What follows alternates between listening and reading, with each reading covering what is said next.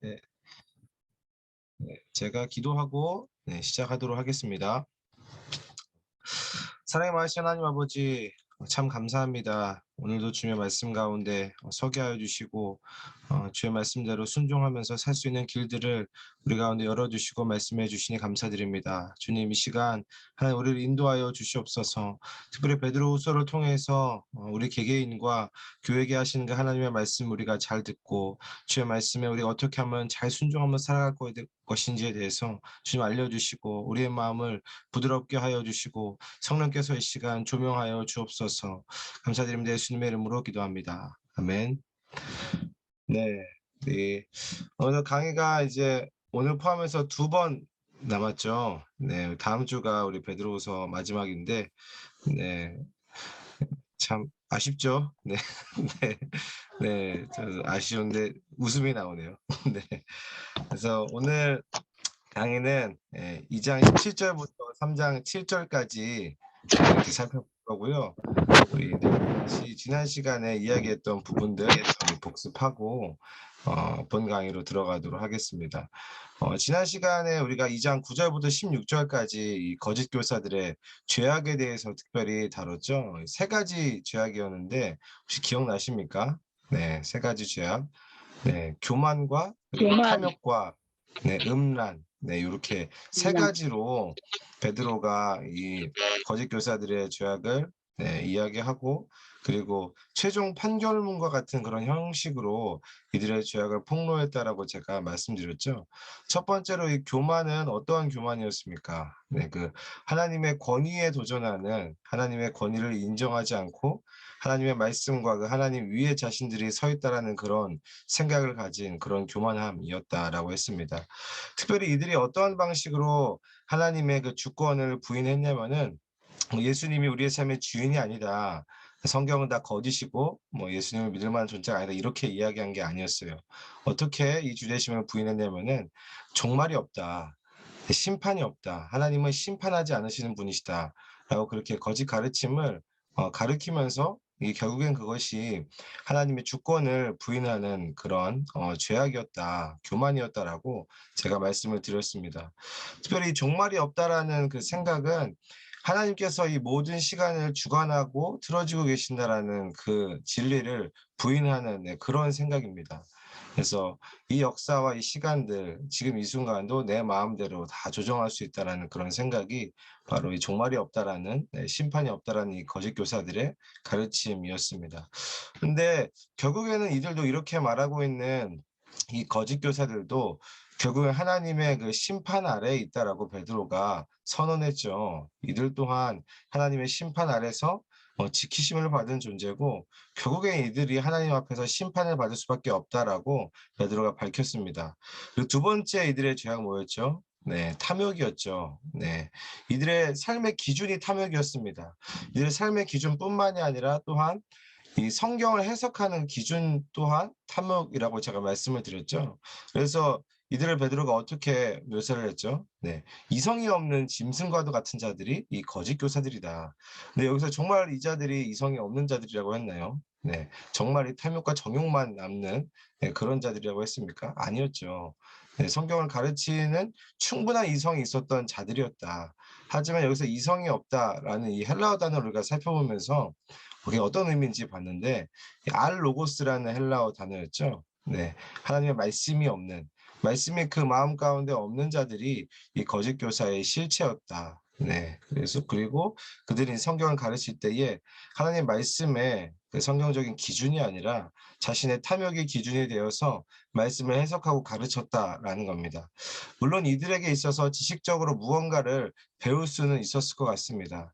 하지만 지식적으로 그것들을 배웠다 한들 이들의 삶을 통해서 그 가르침을 통해서 그 안에 신적 성품이 자라가고 빚어가는 그런 역사들과 올바른 성경 해석, 정말로 그 하나님의 그 권위 아래에서 해석되는 정말 하나님의 뜻이 무엇인지는 절대 분별할 수가 없고 탐욕만 그들 가운데 있을 뿐이다라고 제가 말씀드렸습니다.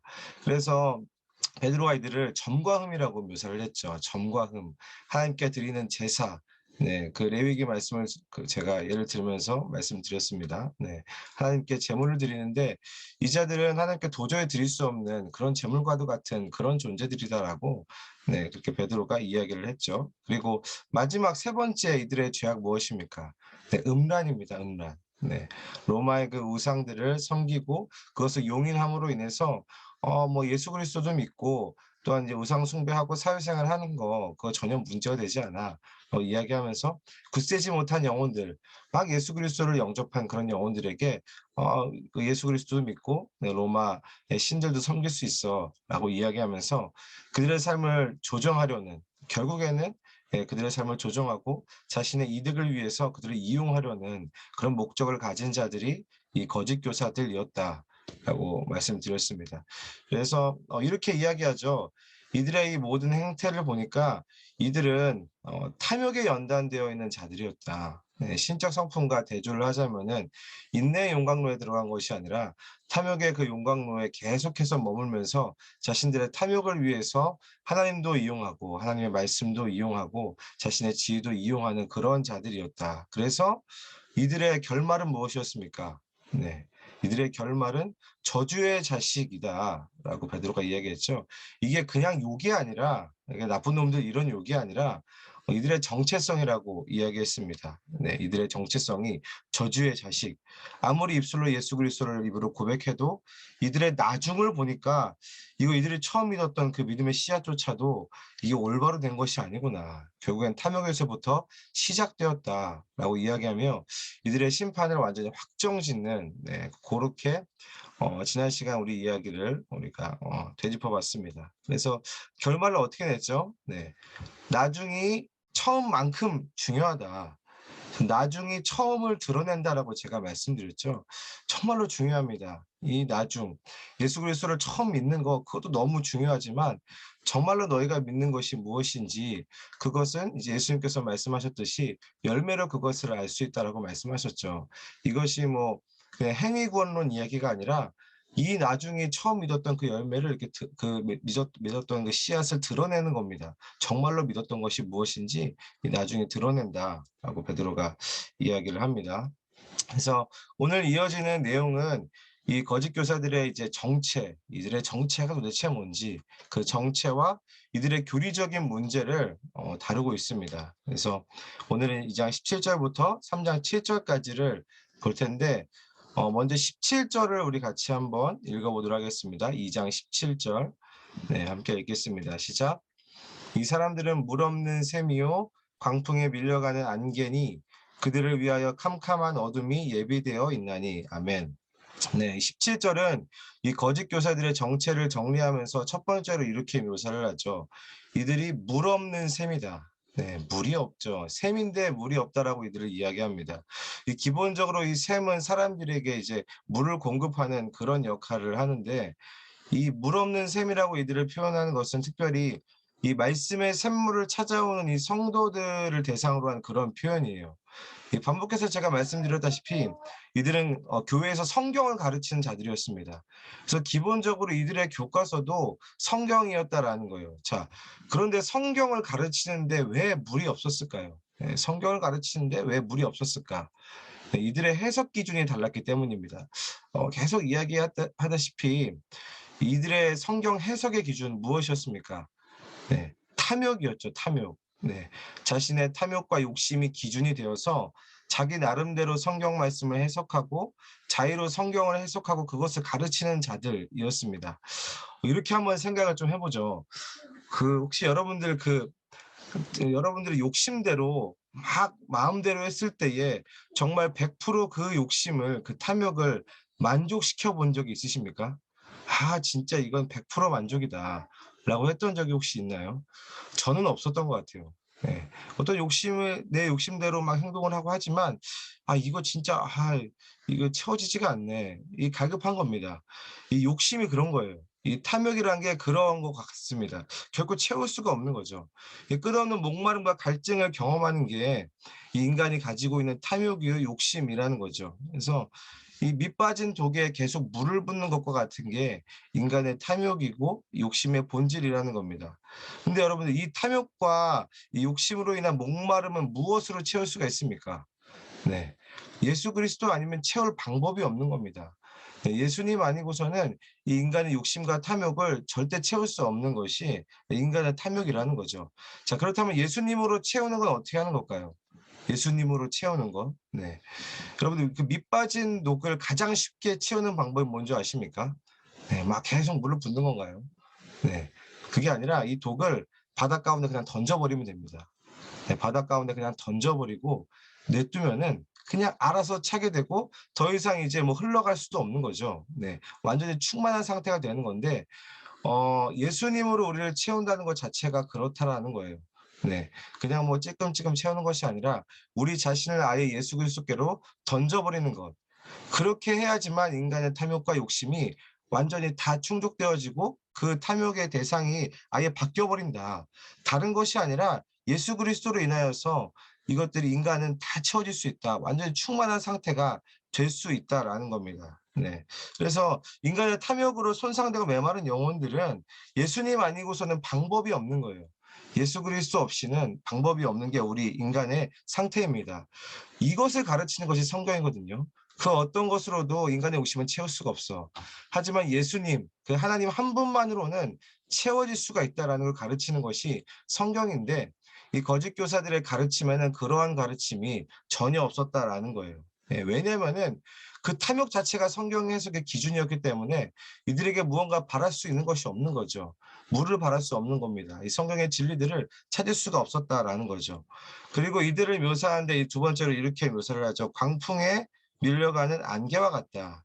여기서 이 광풍이라는 거는 뭐 회오리 바람, 뭐 태풍 이렇게 생각을 하시면은 될 것 같은데 이 광풍에는 특징이 있습니다. 예, 어떤 특징이 있냐면은 오래가지 않는다라는 특징이에요. 뭐 우리나라도 여름마다 막 태풍이 막 오죠. 굉장히 많은 피해를 주고 무시무시합니다. 자, 그런데 여러분들 그 태풍이 뭐 지금까지도 계속 되고 있습니까? 네, 여름에 있었던 그 태풍이 아직까지도 막 불고 있나요? 아니죠. 뭐 길어봐야 일주일 지나고 이제 그냥 없어져 버리는 것이 태풍인 거죠. 네. 이 태풍을 위해서 1년 내내 태풍 맞을 준비만 이렇게 평생토록 하는 사람이 있습니까? 그런 사람은 아무도 없죠. 네. 이들이 이와 같다는 거예요. 근데 세상의 시류와 풍류들도 이들이 쫓고 있는 그 탐욕의 주체가 되는 그 세상의 욕심과 같은 것들도 이 광풍과 비슷한 특징을 가지고 있다라는 거죠. 이 세상의 시류들과 이 세상의 가치들도 유행할 때는 마치 이거 안 따라가면 큰일 날 것 같은 그런 조급함을 막 주는 거죠. 네. 그런데 결국에는 그냥 지나가는 겁니다. 뭐 일시적이고 영원하지 않다라는 거죠. 이 거짓 교사들의 가르침이 그렇다라는 말이에요. 이 탐욕과 이어서 이야기하자면은 이 탐욕의 방향 있잖아요. 인간의 이 탐욕의 방향은 언제나 이 세상의 시류를 쫓아간다라는 거죠. 이 광풍과도 같이 그냥 지나가고 영원하지 않는 그것과 같다. 그래서 이 세상의 시류와 함께 이 소멸되듯이 이 거짓 교사들의 결말도 그렇게 될 것이다. 베드로가 그렇게 이야기합니다. 그래서 18절에는 이들이 가르치는 그 말들 또한 허탄한 자랑의 말들이라고 이야기를 하는 거예요. 결국엔 이들의 거짓 가르침들도 이 탐욕으로 성경을 해석해서 가르치는 가르침들도 그렇게 사라질 것이다라고 그렇게 이야기를 하는데 그리고 결정적으로 이들의 정체를 19절에 보면 이렇게 폭로를 하고 있습니다. 우리 19절 말씀 우리 같이 읽도록 하겠습니다. 시작. 그들에게 자유를 준다 하여도 자신들은 멸망의 종들이니 누구든지 진 자는 이긴 자의 종이 됨이라. 아멘. 자, 19절에서는 이 거짓 교사들을 또 무엇이라고 비유해서 이야기하고 있죠? 네, 멸망의 종이라고 이야기하고 있습니다. 멸망. 여기서 그냥 멸망의 종이라는 게 너네 다 이게 죽을 사람들이야 심판받을 것이야 이런 얘기가 아니라 이 멸망의 헬라어로 이 부패, 썩어짐이라는 그런 의미를 가지고 있거든요. 그래서 이거를 썩어짐으로 다시 바꿔서 이야기하면은 이 거짓 교사들은 썩어짐의 종들이라고 정의할 수가 있습니다. 여기서 이 썩어짐이라는 거는 세상의 본질이거든요. 이 세상에 썩어지지 않는 것은 다 없죠. 모두가 다 썩어지고 다 부패하고 다 낡아지는 것이 세상의 본질입니다. 자, 그런데 이 거짓 교사들을 두고 이 세상의 본질인 이 썩어짐의 종들이라고 이야기하잖아요. 이 썩어짐의 주인들이 아니라 이 썩어짐을 섬기는 종들이라는 표현을 하는 건데, 이게 무슨 말이냐면은 세상에서 진 자들이란 이야기입니다. 그래서 뒤에 누구든지 진자는 이긴 자의 종이 됨이라 이런 얘기 하잖아요. 이 자들은 세상의 종들이다. 세상에서 진 자들이 이 거짓 교사들이다라고 베드로가 선언하고 있는 겁니다. 자, 그렇다면 반대로 우리가 생각을 한번 해보면 좋을 것 같아요. 예, 이 거짓 교사들이 세상의 진자라고 이야기했잖아요. 그렇다면 세상에서 이긴 자는 누구입니까? 세상에서 이긴 자. 네, 거짓 교사들은 진자라고 이야기했다면 세상에서 이긴 자. 네, 예수 그리스도죠. 네, 예수님이 세상을 이겼다라고 말씀하셨습니다. 네, 그 마태복음에서도 나와 있죠. 내가 세상을 이겼노라. 네, 근데 우리가 이쯤에서 예수님께서는 그렇다면은 어떤 승리를 하셨는지 예수님의 승리에 대해서 우리가 좀 살펴봐야 됩니다. 예수님의 승리는 여러분 어떤 승리였습니까? 네, 그 막 바리새인과 유대인들에 대한 그런 승리였나요? 아니면 로마에 대한 그런 승리였습니까? 네, 아니었죠. 예수님의 승리는 이 죄와 죽음에 대한 승리였습니다. 다시 말해서 오늘 이 베드로 후서의 이 말씀을 보면은 썩어짐으로부터의 승리인 거예요. 썩어짐, 세상으로부터의 승리가 예수님의 승리였습니다. 그래서 이 승리에 대한 개념을 우리가 좀 정확하게 좀 알고서 넘어가야 됩니다. 자, 그렇다면 예수님의 승리가 뭐 유대인과 뭐 바리새인, 로마로부터의 그런 승리도 아니라 이 죄와 죽음과 썩어짐으로부터 승리였다라면은 우리가 추구해야 될 승리는 무엇일까요? 우리가 추구하고 우리가 생각하는 승리는 무엇이어야겠습니까? 네, 그리스도인의 승리는 이 탐욕으로부터의 승리입니다. 이 세상에 썩어짐으로부터의 그 승리를 지금 이야기를 하고 있는 거예요. 그래서 뭐 우리가 추구하고 있는 것, 갈망하고 있는 것, 탐욕대로 우리의 기도가 다 이루어지는 게 그게 승리가 아니다라는 거죠. 이 승리의 개념에 대해서 지금 베드로가 이야기를 하고 있는 거예요. 그래서 우리 20절 말씀 우리 계속해서 우리 같이 읽도록 하겠습니다. 시작. 만일 그들이 우리 주 되신 구주 예수 그리스도를 알므로 세상의 더러움을 피한 후에 다시 그 중에 얽매이고 지면 그 나중 형편이 처음보다 더 심하리니. 아멘. 자, 20절에는 거짓 교사들의 상태에 대해서 이렇게 이야기하죠. 다시 세상의 더러움에 얽매이고 진 자들이고, 그 다음이 중요합니다. 네, 그 나중 형편이 처음보다 더 심한 자들이다. 네, 지난 시간에 이야기했죠. 네, 나중이 처음만큼 중요하다라고 그 얘기를 20절에서 하고 있는 거예요. 네, 그 끝이 반드시 썩어짐으로 끝나는 그 세상, 그거를 끝까지 쫓아가다가 결국에는 불의 심판을 받고, 네, 그 종말과 심판에 처해지는 자들. 네, 그래서 이 나중 형편이 처음보다 심한 자들이라고 이야기를 하는 거예요. 결국엔 이들도 처음에는 예수 그리스도 믿는 것처럼 보였지만 그 나중을 보면은 결국 그 세상과 함께 멸망하게 될 자들, 세상과 함께 심판을 받게 될 자들이 바로 거짓 교사다라고 이야기를 하는 겁니다. 그래서 22절을 보면은 이들은 개가 토하였던 것을 다시 먹는 것처럼, 이게 20절에 보면 이들이 이 말한 것들이 그 토하였다라고 이야기를 하거든요. 그들이 토했던 말대로 그대로 그 멸망하게 되는 거죠. 그 말들이 멸망하고 또한 이들의 어떤 행실이 이 세상과 함께 멸망하듯이 이들 또한 완전히 멸망하게 될 것이다 라고 이들의 멸망을 확정하면서 베드로가 2장을 마무리 짓고 있습니다. 여기까지가 이 베드로가 이야기하는 거짓 교사들의 어떤 정체와 이들의 최종 판결문이고요.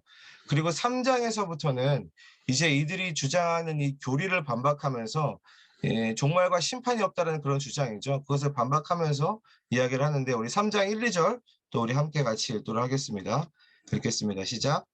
사랑하는 자들아, 내가 이제 이 둘째 편지를 너희에게 쓰노니 이 두 편지로 너희의 진실한 마음을 일깨워 생각나게 하여 곧 거룩한 선지자들이 예언한 말씀과 주 되신 구주께서 너희의 사도들로 말미암아 명하신 것을 기억하게 하려 하노라. 아멘.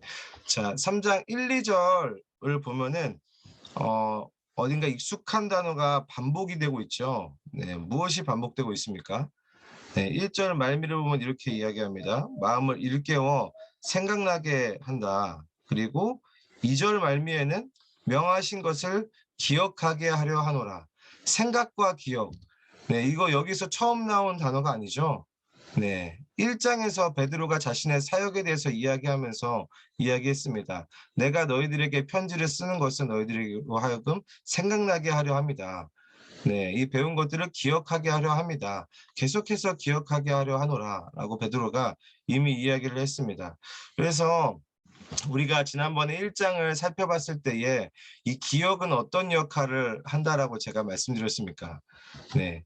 기억에 대해서 이야기하지만 전혀 기억이 나지 않는 네. 자, 이 기억이라는 거는 이 영원하신 하나님과 우리를 잇는 다리 역할을 한다라고 말씀을 드렸죠. 예, 기억하는 겁니다. 네. 이 우리가 특별히 기억해야 될 게 그렇다면 뭘까요? 네.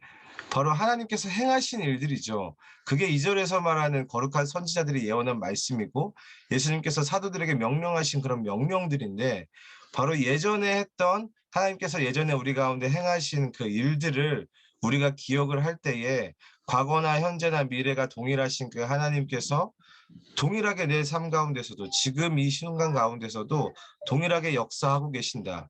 그래서 거기에 기억에 힘이 있다라고 말씀을 드렸습니다. 그래서 베드로는 지금 이 원리를 가지고 거짓 교사들의 교리를 지금 정면으로 반박을 하고 있는 거예요. 이 3절과 4절을 보면 이들이 말하고 있는 주장하고 있는 바가 이 종말이 없다라는 이야기를 하는데 이 4절을 보면은 예수님께서 다시 강림하신다는 그런 약속도 없고 조상들이 잔 후로부터 만물이 지금 그대로 있다. 이게 무슨 말이냐면은 심판이 있다라는 그 베드로의 말을 거짓 교사들이 지금 반박을 하는 거거든요. 아, 뭐 전혀 심판도 없지 않느냐. 뭐 지금 우리도 잘 먹고 잘 살고 이 세상이 영원할 것처럼 그렇게 가고 있지 않느냐라면서 베드로의 주장을 반박을 하고 있는 거예요. 네. 자, 그런데 베드로가 또 이들의 주장을 어떻게 반박하는 줄 아십니까? 우리 5절 말씀 우리 같이 읽도록 하겠습니다. 시작. 이는 하늘이 예적부터 있는 것과 땅이 물에서 나와 물로 성립된 것도 하나님의 말씀으로 된 것을 그들이 일부러 잊으려 함이로다. 네. 자, 5절 끝에를 우리가 좀 봐야 돼요. 네. 이 5절 끝에 보면은 이들이 하나님이 이 하늘과 땅이 하나님의 말씀으로 창조된 것을 어떻게 했다라고 이야기합니까? 네. 일부러 잊으려 했다. 네. 이게 무슨 말이냐면은 실은 이들을 알고 있었다라는 거예요. 이 모든 세상이 하나님의 말씀으로 창조가 되고 하나님의 말씀으로 심판받게 될 것이라는 것을 알고 있었지만 어떻게 했다고요? 네. 일부러 잊으려고 한다. 여기서 있다라는 단어가 이 헬라어로 감추다라는 그런 뜻이에요. 이미 내가 알고 있는 것, 이미 내가 소유하고 있는 것을 감춘 자들이 이 거짓 교사들인데 무슨 말이냐면은 이들은 이걸 다 알고 있었으면서도 일부러 자신의 탐욕과 욕심을 채우기 위해서 이 진리를 감추고 있는 자들이라고 베드로가 이야기하는 겁니다. 자, 그래서 일부러 이것을 잊으려고 한다. 자, 근데 반대로 지금 베드로는 어떤 사역을 하고 있습니까? 네. 그 예전의 것들을 그 과거에 이미 일어났던 하나님의 일들을 기억하게 하는 그런 사역을 하고 있죠. 이게 거짓 교사들의 그 사역과 일들과 이 베드로의 사역이 완전히 대조하고 있는 거거든요. 이들은 일부러 잊으려고 하고 일부러 잊게끔 가르치고 있지만 베드로는 끊임없이 그 과거에 하나님께서 하신 일들이 생각나게 하고 기억하게 하는 그런 사실을 그런 사역을 하고 있습니다. 그래서 하나님의 말씀을 자신의 의도대로 해석하고 그리고 그 진리를 감추는 것이 이 거짓 교사들의 대표적인 이 방식이었죠. 네, 그래서 이 베드로는 이 거짓 교사들의 종말이 없다라는 그런 거짓된 교리를 반박하면서 지금 이들과 똑같은 생각을 가지고 행동했던 사람들, 과거에 그렇게 했던 일들을 기억해내면서 네, 이 성도들에게 설명을 해주고 있는 거예요. 반대죠. 네, 과거에 있었던 일들 계속 베드로가 생각나게 하고 기억해야 된다. 과거에 하나님께서 하신 일들을 기억해야 된다라고 이야기하면서 이들의 주장을 반박하며 과거의 일을 지금 꺼내면서 지금 가르치고 있는 거예요. 하나님의 말씀을 생각하고 기억하는 거는 이렇게 해야 되는 거야 라면서 말씀을 전하고 있는 거죠. 그래서 6절과 7절을 보면은 마지막으로 이 부분도 한번 우리 같이 읽도록 하죠. 읽겠습니다. 시작. 이로 말미암아 그때의 세상은 물이 넘침으로 멸망하였으되 이제 하늘과 땅은 그 동일한 말씀으로 불사르기 위하여 보호하신 바 되어 경건하지 아니한 사람들의 심판과 멸망의 날까지 보존하여 두신 것이니라. 아멘. 이 6절을 보면은 이 베드로가 과거의 어떤 한 사건을 기억해내면서 이야기를 하거든요. 이 6절을 보면은 이게 어떤 과거의 일들이었습니까? 네, 6절을 보면 어떤 과거의 일이죠, 이게? 네, 노아의 홍수 이야기죠. 네, 노아의 홍수 이야기입니다. 그 과거의 이야기를 이야기하면서 7절에는 지금 우리가 살고 있는 이 땅 또한 그 과거에 그렇게 됐던 것처럼 하나님의 심판을 받게 될 것이다라고 그렇게 이야기를 하면서 설명하고 있는 거예요. 이게 되게 중요합니다. 이 과거에 하나님께서 하셨던 그 일들이 동일하게 지금도 하나님께서 일하실 것이다. 그렇게 임하실 것이다라고 말씀하고 있는 거예요. 그래서 7절을 좀 자세히 보면은 이 모든 심판의 일들이 이렇게 발생된다고 이야기를 합니다. 동일한 말씀으로 불사르기 위하여라고 말합니다. 동일한 말씀, 어떤 동일한 말씀입니까? 노아 홍수 때에 하나님께서 말씀하셨던 그 똑같은 말씀의 능력과 효력이 지금도 똑같이 유효하고 이루어질 것이다. 그래서 이 거짓 교사들이 왜곡하고 그 조롱했던 바로 그 하나님의 그 말씀이 이 종말과 심판을 가져오고 그 말씀이 너희들도 심판할 것이다라고 말하고 있는 거예요. 네. 이게 우리가 알아야 될 현실입니다. 이게 비단 1세기에서만 이제 통하는 그런 말이 아니라 지금도 여전히 그 하나님의 종말과 심판이 유효하다라는 말을 베드로가 우리를 통해 이 말씀을 통해서 하고 있는 거예요.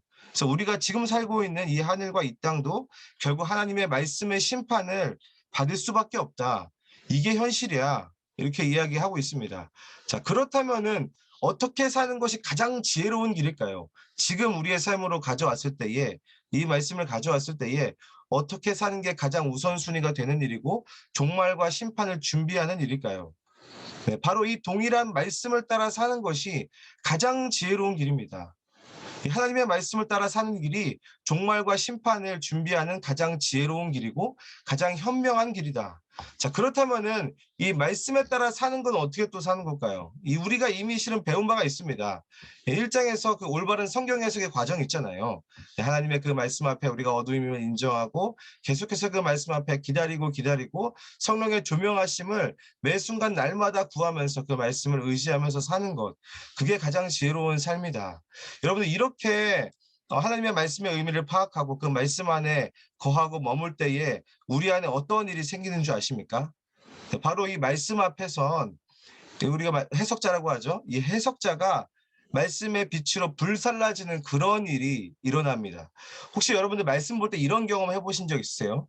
그 막 내 어려운 상황들과 막 관계들 막 다 있죠. 네, 우리 상황과 뭐 환경들 다 있습니다. 그리고 내 탐욕과 욕심이라는 그 맥락을 가지고 하나님의 말씀 앞에 일단 섞인 섰는데 그 말씀을 읽고 깊이 묵상하다가 보니까 어느새 그런 것들은 온데간데 없고 하나님의 뜻에 동의하게 되고 아, 내 뜻은 이거였는데 하나님의 뜻은 이거였군요. 제가 이 하나님의 말씀에 순종합니다.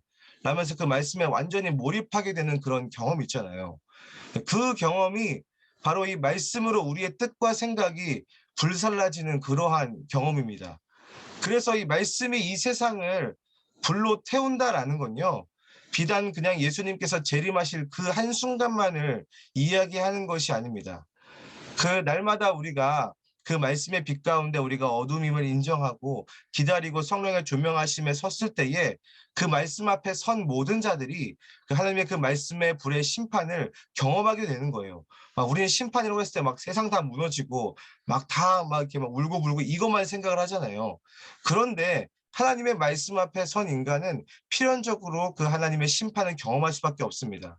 그 말씀 안에서 우리의 뜻과 생각이 불살라지는 그 불을 경험할 수밖에 없다라고 베드로가 이야기를 하는 거예요. 특별히 이 불이라는 이 모티브는 이 구약 성경의 의미로 보면은 첫 번째로는 심판의 의미입니다. 이 베드로후서 2장에서도 보면은 이 소돔과 고모라의 죄악을 이야기하면서 이야기하죠. 그들 다 불살라졌다. 첫 번째로 이 하나님의 불은 심판의 의미가 있습니다. 두 번째는 어떤 의미가 있냐면은 정결함의 의미가 있어요. 이 이사야서를 보면은 이 하나님의 부르심을 받은 이 이사야가 하나님 앞에 서는데 어떻게 하죠 하나님께서? 네, 그 제단 숯불에서 그 지져가지고 네 입술을 정결하게 하죠. 둘째는 정결함입니다. 이 불의 역사가 그렇다라는 거예요. 이 말씀의 불의 역사는 하나님의 말씀을 사모하고 올바른 해석의 방법대로 말씀 앞에 머무는 그 성도들의 매 순간 그렇게 역사하는 거예요. 그래서 하나님의 말씀 앞에 머무를 때에 신자들은 다시 말해서 날마다 종말을 경험하게 되는 겁니다. 날마다 내 생각은 끝났구나. 내 어둠도 여기서 끝났고 내 두려움도 여기서 끝나고 이 하늘과 이 땅을 바라보는 우리의 시각도 그 하나님의 말씀 앞에서 종말을 맞이하게 되고 그 하나님의 말씀이 새롭게 하실 그 새로운 비전과 역사들을 경험하면서 사는 것이 성도들이라는 거예요. 그래서 성도들은 날마다 종말을 경험하고 날마다 심판을 경험하는 그러한 사람들입니다. 자, 그런데 거짓 교사들은 거짓 교사는 이러한 종말에 대해서 경험해 본 적이 없는 거예요. 그래서 종말이 없다라고 이야기를 하는 거죠. 이 만물을 창조하고 붙들고 지금도 역사하시고 정결하고 부정한 것을 그 소멸하시는 그 하나님의 그 말씀의 역사를 경험해 본 바가 없기 때문에 종말이 없다, 심판이 없다라고 그렇게 가르치는 것입니다. 그래서 이 부분이 굉장히 중요한 것 같아요. 하나님의 말씀을 볼 때에 단순히 그냥 내 어떤 뭐 막힌 상황이나 그냥 내가 구하는 것들, 그냥 내가 지혜가 없으니까 지혜를 좀 주십시오, 이런 의미가 아니라 하나님께서 나를 심판하시는 거, 나의 생각과 내 욕심들을 심판하시고 하나님의 뜻과 계획과 그 길을 이루어 가시는 것을 우리가 날마다 그 말씀을 볼 때마다 경험해야 한다라는 거죠. 그런 의미에서 여러분들, 우리는 날마다 종말을 경험하고 있습니까? 날마다 그 하나님의 심판을 우리가 말씀 앞에 섰을 때에 경험해야 된다라는 거죠. 이 종말이 먼 데 있는 것이 아니에요. 이 존 파이퍼 목사님은 이런 얘기를 했어요. 이 종말과 우리 사이의 그 간격에 대해서 이야기할 때에, 여러분들 지금 다 의자에 앉아 계시잖아요. 네, 그 여러분들이 앉아 있는 그 의자와 여러분들의 엉덩이 사이의 그 거리, 네, 그 거리만큼 종말이 가까이 있다라고 존 파이퍼 목사님이 이야기를 했습니다. 그래서 예수 그리스도를 믿는 사람들은 매 순간 그 종말을 살고 있다라는 인식이 있어야 한다라는 거죠. 그리고 또 어떻게 살아야 될까요? 이 7절 말미를 보면 이렇게 이야기합니다. 이 하늘과 땅은 경건하지 아니한 사람들의 심판과 멸망의 날까지 보존하여 두셨다. 여기서 이렇게 이야기하죠. 경건하지 아니한 사람들. 벌써 이 경건 이렇게 나오면은, 네, 이 벌써 감이 딱 와야 됩니다. 무엇과 연관지어서 지금 이야기하는 겁니까? 네, 신적 성품과 연관지어서 지금 이야기하는 거죠. 네, 인내의 용광로가 아니라 탐욕의 용광로에 들어가서 살아있는 이자들을 경건하지 아니한 사람들이다. 네, 그래서 저주의 자식이라고 최종 판결을 내린 바가 있죠. 자, 그런데 이자들에 대해서 이렇게 이야기하죠. 네, 이 하늘과 이 땅이 이 경건하지 아니한 사람들 심판과 멸망의 날까지 보존하여 주셨다라고 이야기합니다. 실은 저 이 부분을 묵상하면서 약간 좀 이해가 가지가 않는 게, 아니 이렇게 천하의 나쁜 놈들 하나님의 말씀을 왜곡하고 성도들을 막 꼬드겨가지고 이득으로 삼는 이 사람들을 당장에 심판해버리고 할 일이지 왜 이거를 보존해 주셨을까? 왜 이 세상과 함께 이들을 보존해 주셨을까라고 생각을 했는데, 여기에는 이중적인 의미가 있습니다. 네, 두 가지 의미가 있는데, 첫 번째는 하나님의 자비입니다. 네, 하나님의 자비가 여기에 역사하는데요. 이 자비에 대해서는 다음 시간에 좀 더 자세하게 좀 살펴보고요. 또 한 가지 의미는 속박의 의미가 있습니다. 속박. 뭐 이들이 아무리 종말이 없다라고 이야기하고 하나님의 말씀을 멸시하고 막 참자유를 외치면서 막 쾌락에 따라서 살아가거든요. 네. 예, 그래서 하나님께 막 벗어난 것처럼 그렇게 굴지만 이들은 결국 하나님의 손 아래에서 있는 그런 존재다라는 말이에요. 마치 이 감옥에 갇힌 죄수를 간수가 지키고 있는 그런 형국이나 마찬가지다라고 이야기를 하는 겁니다. 네, 그래서 여기까지가 오늘 말씀의 내용이고요. 이 베드로후서가 끝으로 가면서 베드로가 강조하고 있는 지점이 뭔지를 우리가 좀 명확하게 좀 알 필요가 있어요. 뭐냐면은 종말과 심판은 반드시 있다라는 겁니다. 그리고 이 그리스도인들은 그 종말을 날마다 살아가는 자들이다. 종말 뭐 언제 뭐 이렇게 살다 보면은 예수님 언젠가 오시겠지가 아니라, 네, 오늘이 종말인 거예요. 오늘이 하나님의 심판 날이라는 겁니다.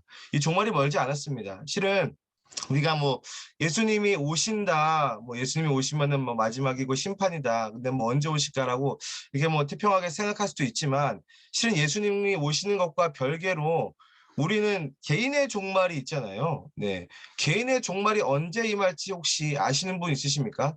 나의 개인의 종말, 그러니까 죽는 거죠. 난 죽을 날 받아놓고선 산다. 언제지 명확하게 안다, 있나요? 네, 아무도 없는 거예요. 그런 사람은. 여러분들, 이게 세상의 종말, 예수님께서 다시 오시는 종말과 우리 어떤 개인의 종말의 때, 네, 공통점이 있습니다. 그게 뭐냐면은 아무도 알지 못한다라는 거예요. 예수님께서 언제 오실지도 아무도 알지 못하고, 또한 그것과 더불어서 우리 개인의 종말, 우리가 언제 죽는지조차도 이 세상에서 아무도 아는 사람 없습니다. 예, 오직 주님만이 아신다라는 거죠. 그런 의미에서 믿는 사람이든지 믿지 않는 사람이든지 모두 종말과 심판에 대한 인식을 가지면서 살고 있는 겁니다. 대신에 이제 믿지 않는 사람들은 이 종말과 이 심판에 대한 의미를 모르는 거죠. 근데 우리는 어떤 사람들입니까? 이걸 아는 사람들이에요.